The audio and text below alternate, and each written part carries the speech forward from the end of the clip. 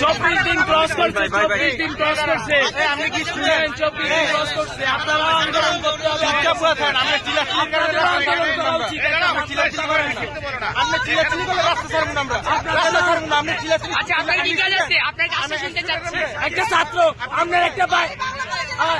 এই শুনেন, এই আইডি কার্ড চুপ থাক। আপনার বাইরে খুন করলে আপনি কি করতেন? কোথায়? 24 দিনে কোনো বিচার করে না। 24 দিন ক্রস করছে হত্যার, এখন পর্যন্ত কোনো বিচার করে না। আপনাদেরও আন্দোলন করা উচিত। থানার সামনে গেছি, কোনো ফায়দা হয় নাই।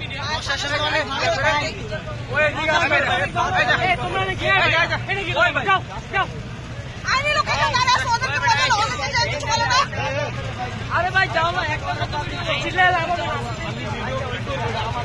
আচ্ছা ভাই করুক, ভিডিও করুক ভাই, করুক। আচ্ছা করেন ভাই।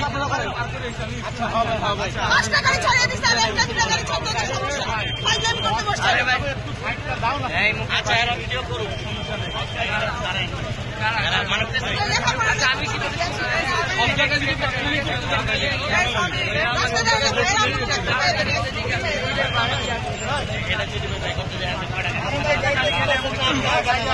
অন্যগুলো ছাড়ো। এই আঙ্কেল অন্যগুলো ছেড়ে দাও।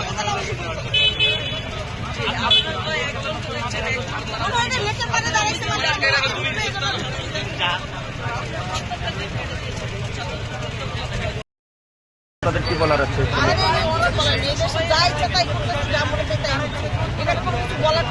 আচ্ছা আমি যদি দাঁড়ায় একটা ব্যানার নিয়ে আমি আন্দোলন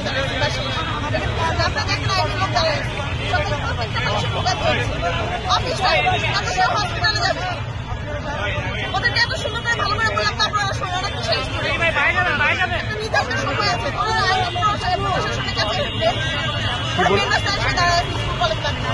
অনুরোধের প্রেক্ষিতে তারা কি বলেছে আপনাকে?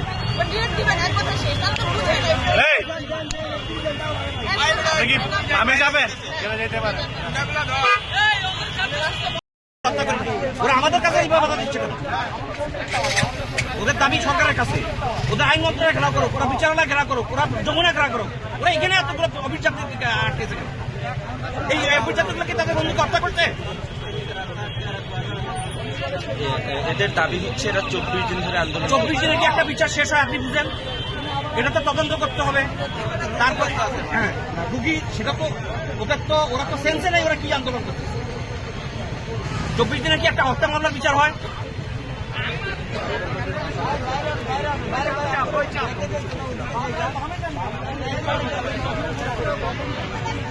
যদি কাউকে শনাক্ত করে সেটা আইনের হাতে তুলে দেবে, তাকে ধরে নিয়ে যাবে, স্বরাষ্ট্র মন্ত্রণালয় ঘেরাও করবে। যদি ওরা হয় ওরা আইন মন্ত্রণালয় ঘেরাও করবে।